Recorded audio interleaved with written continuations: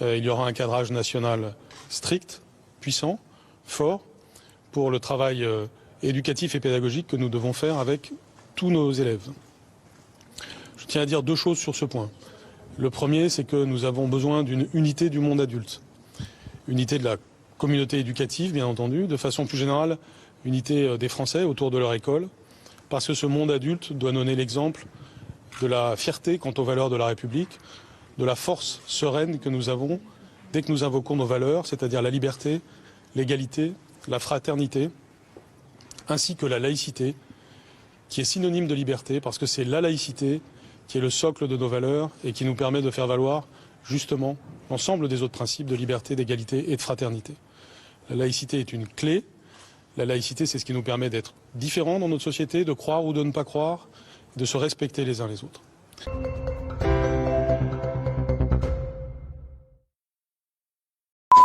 D'ailleurs, très frappant et choquant dans cette spécialement choquant, c'est que c'était un homme de paix, c'est que c'était en effet un homme de transmission, que ça intéresse la transmission, que ça intéresse la jeunesse. Professeur d'histoire aussi. Bien sûr, la symbolique est forte. Voilà, c'est la mémoire.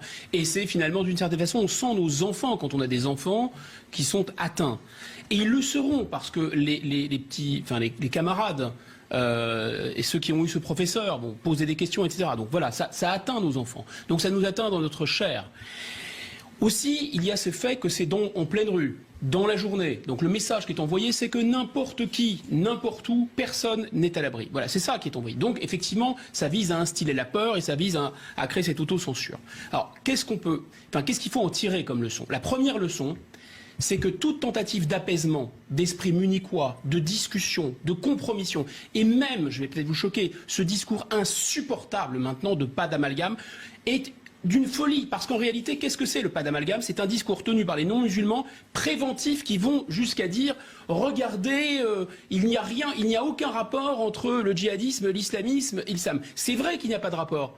Mais qui le dit qu'il y a un rapport? Personne. Donc on va en quelque sorte à la place de l'islam faire le travail de l'islam qui doit être fait. Et je pense la meilleure réponse possible, ce serait une manif monstre en fait. Un peu comme ce qui s'est passé après Charlie. Mais pas une manifestation des non-musulmans, une manifestation des musulmans de France qui comme un seul homme se lèvent et disent ça suffit. On n'a pas à le faire à la place des musulmans, bien évidemment. Et enfin le dernier point c'est qu'il est temps que la honte change de camp. La honte, c'est qu'en 2002, les gens dont je suis très proche qui ont sorti un livre fantastique qui s'appelle Les territoires perdus de la République, qui racontait exactement ça. La LICRA a attaqué les auteurs de ce livre. Et la presse a attaqué les auteurs de ce livre comme islamophobes. Et là, maintenant, il est temps que la honte change de camp. Alors justement... Quand on est étranger et qu'on vit sur un territoire qui vous accueille, si vous ne respectez pas les règles, la moindre des choses, c'est de les renvoyer, de les expulser et de simplifier notre législation pour qu'ils puissent être renvoyés très vite. Aujourd'hui, vous avez des dispositifs qui protègent ça. Ah ben il a fait un enfant, on ne peut plus l'expulser. Ah il est de nationalité étrangère, ben on ne peut plus l'expulser. Mais faut arrêter tout ça, c'est notre faute. Hein. C'est notre faute. En France, on est trop naïfs. Hein. Donc faut arrêter avec la naïveté. Aujourd'hui, notre naïveté, elle sert à nous assassiner. Donc maintenant, je dis stop, c'est plus supportable. Combien d'enseignants aujourd'hui n'osent plus enseigner comme ils le faisaient avant? Combien? Mais il y a eu des livres qui ont été écrits là-dessus. Donc si à un moment, il n'y a pas un mouvement de révolte dans ce pays, on continuera à se faire assassiner. Et moi, je ne veux pas ça. Et je...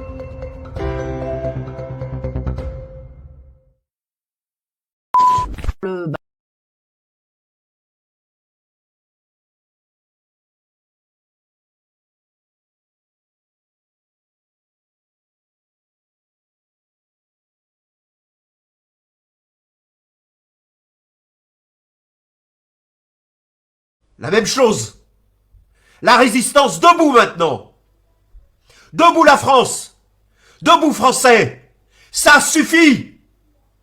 Ça suffit. Ça peut pas continuer comme ça. Et les collabos du gouvernement, partez avec eux. Partez. Partez vite. Parce que maintenant, c'est aller trop loin. Un professeur décapité parce qu'il avait montré des caricatures de Mahomet. Eh bien, montrez des caricatures, inondez de caricatures tous les réseaux sociaux. Partagez cette vidéo en live et après cette vidéo, partagez-la, partout. Peuple français debout. Et je chante l'hymne national. À vous de comprendre les paroles. Il est temps, maintenant, d'être français. Allons enfants de la patrie, le jour de gloire est arrivé. Contre nous de la tyrannie, l'étendard sanglant est levé. L'étendard sanglant est levé.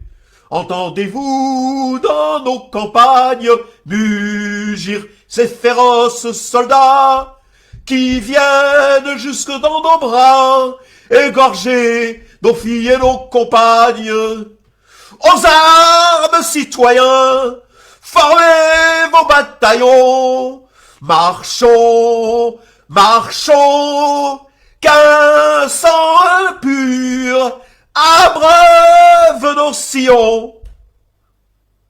Les présidents de la République chantent ça à chaque match de football. Si on me censure, cela prouvera que les réseaux sociaux sont aussi nos ennemis. Français, maintenant ça suffit. Debout! Vous allez le payer très cher, les Européens. Mais à un point, vous n'avez même pas de notion de quoi on parle. Et vous n'aurez pas à fuir. Parce que tout le mal que vous avez fait à Israël, vous le paierez au centuple. Quand l'Italie disparaîtra, quand Édom, c'est pour ça que le QG de la chrétienté qui vient de Esav se trouve là-bas, quand cet endroit-là disparaîtra, et c'est ce que veut faire l'islam, il s'occupe. L'islam, c'est le balai d'Israël, sachez-le. C'est-à-dire que au lieu qu'on fasse tout le travail, et on voit Ishmaël pour régler le problème. Quand il va débarrasser tout ça et que le va revenir chez nous, alors c'est Melech HaMashiach. Messieurs, tous les musulmanes, c'est le séparatisme islamiste. Dans cet islamisme radical, radicalisation violente, il fait le djihad. Qu'il y a un islamisme radical, terrorisme islamiste.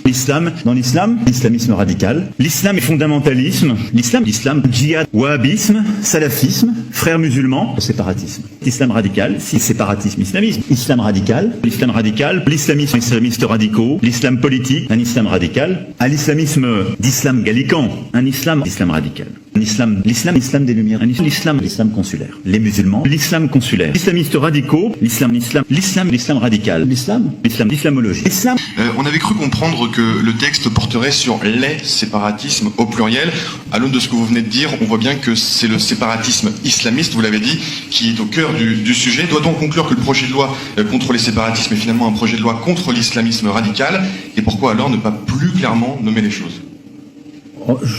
Je ne sais pas depuis combien de temps je m'exprime, mais j'ai pas le sentiment d'être ambigu.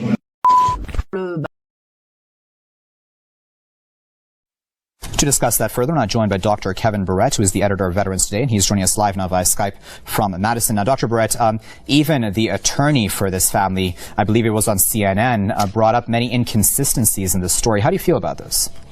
Well, I'm afraid that we may be seeing yet another false flag massacre, like September 11th, 2001, like July 7th, 2005, and like the two recent shootings, or rather attacks in Paris.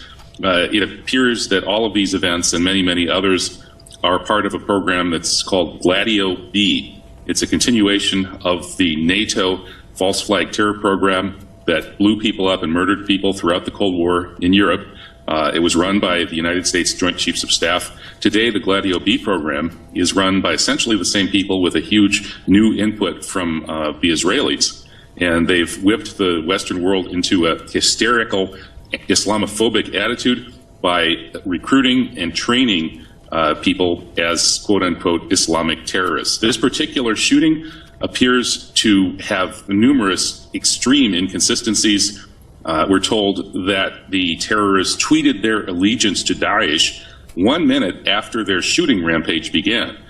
So while they were shooting, they were supposedly also tweeting. The place where they were shooting was a place for a home for people with disabilities, and that facility apparently had monthly active shooter drills. Every single month they had an active shooter drill. Now, how could you possibly have that kind of coincidence that the one place where they have this supposed terror attack happens to be a facility where every month they're doing an active shooter drill? How many places in the United States have an active shooter drill every month? Probably none. This is probably the only one. And if you think it's a coincidence that an actual shooting just like the ones that they've been drilling every month happened at this facility, I think you're a crazy coincidence theorist. Okay, we'll leave it there at that point, Dr. Barrett. But as always, of course, we appreciate you speaking to us. That was Dr. Kevin Barrett, who'd been speaking to us live from Madison.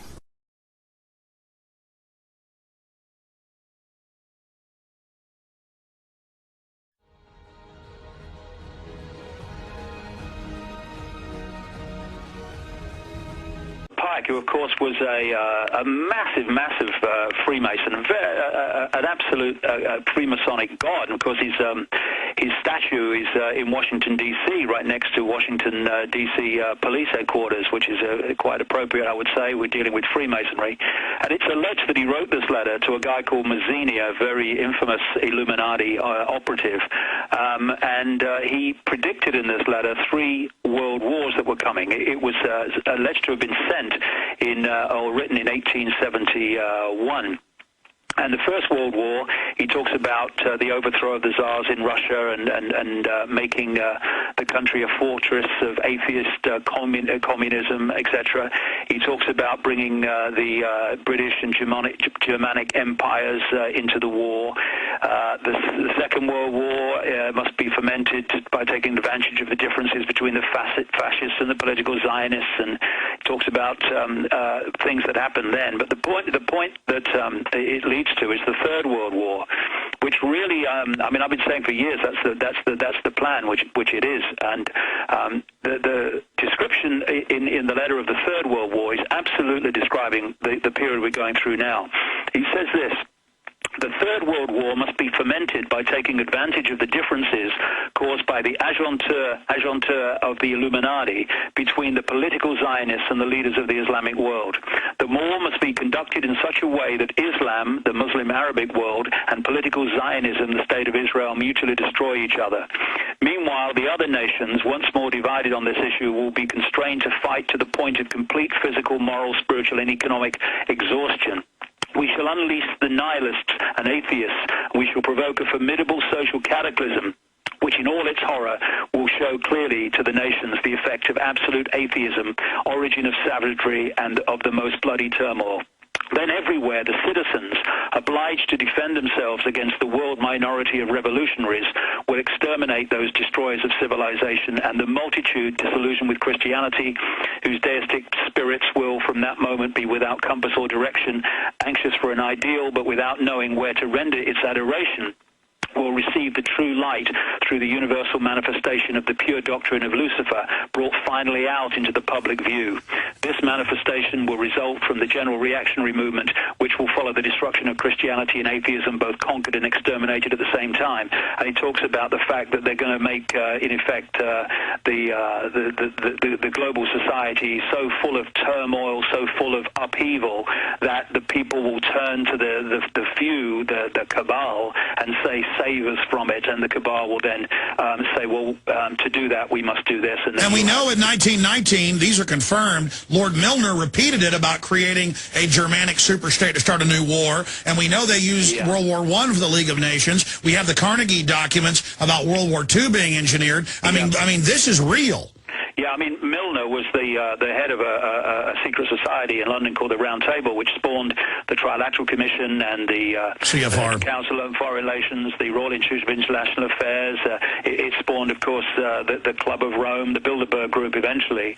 And quel serait, dans le cas d'un gouvernement mondial, l'ennemi, selon vous, qui serait mis en avant pour continuer à diriger le monde, en fait? Alors, l'ennemi actuellement, dans le cas du gouvernement mondial, c'est l'islam. L'islam parce que il représente, j'évoquais tout à l'heure les problèmes de relations entre certaines communautés. Vous avez des musulmans qui posent problème, il ne faut pas se voiler la face, mais vous avez heureusement des musulmans qui ont un comportement tout à fait honorable et respectable. Et vous avez, de la part du Nouvel Ordre mondial, une opposition à l'islam parce que l'islam est encore la seule religion qui apporte un espoir pour l'au-delà. La différence entre un Européen, un Américain et un musulman, c'est que l'Européen ou l'Américain, ils ont peur de la mort. Oui. Le musulman, lui, n'a pas peur parce que la vie sur Terre n'est qu'un passage et qu'il aura, le repos de l'âme dans l'au-delà. Et c'est une, comment dire, c'est une, pour l'esprit mondialiste, c'est une concurrence qu'il ne peut pas accepter, car le musulman va pas, ou en tout cas beaucoup moins, se focaliser sur les plaisirs matériels, sur la société de consommation. Et donc il faut à tout prix détruire cet islam qui ne porte pas au nu j'allais dire l'American Way of Life. Je dois dire attention que ce principe-là existait chez les catholiques pendant des générations, mais depuis Vatican II, les catholiques ne sont plus catholiques. C'est complètement paganisé maintenant ou déchristianisé. Bon, donc l'islam représente encore le dernier. Je suis pas musulman, je suis catholique, mais je reconnais que l'islam est le dernier carré à vraiment s'opposer à un esprit matérialiste mercantile, car pour la religion islamique, et non pas islamiste, islamique, il y a l'espoir de l'au-delà. La vie sur terre n'est qu'un passage. Le catholicisme défendait les mêmes principes avant, mais l'Église, non pas l'Église, mais les hommes d'Église ont failli. Bon, donc pour le moment, oui, l'islam représente une menace. Il y a un concurrent, il y a un adversaire utile pour le nouvel ordre mondial et les gnomes de Wall Street et de la City. Je suis ici d'abord pour dénoncer l'atrocité d'un crime barbare, inqualifiable et sans nom, d'une grande infamie, mais je ne suis pas venu ici pour me justifier en tant que musulman, pour simplement dénoncer que la barbarie n'est pas attribuée à la religion. Je suis venu d'abord ici parce que c'est ma conscience qui m'a demandé de venir là aujourd'hui. C'est un problème de conscience, avant toute chose. Voilà. Je suis venu aussi pour communier avec mes frères et sœurs chrétiens, juifs, athées, agnostiques et autres, et partager avec eux leurs souffrances. On peut dire aujourd'hui la France est en deuil, la France est endeuillée, la France est en colère, mais d'une colère saine, c'est-à-dire productive. Et nous sommes ici pour dénoncer ensemble, au nom de notre citoyenneté et de notre appartenance à la même nation. Voilà. Dieu aussi se met en colère aujourd'hui, là, je crois, là. Dieu aussi se met en colère.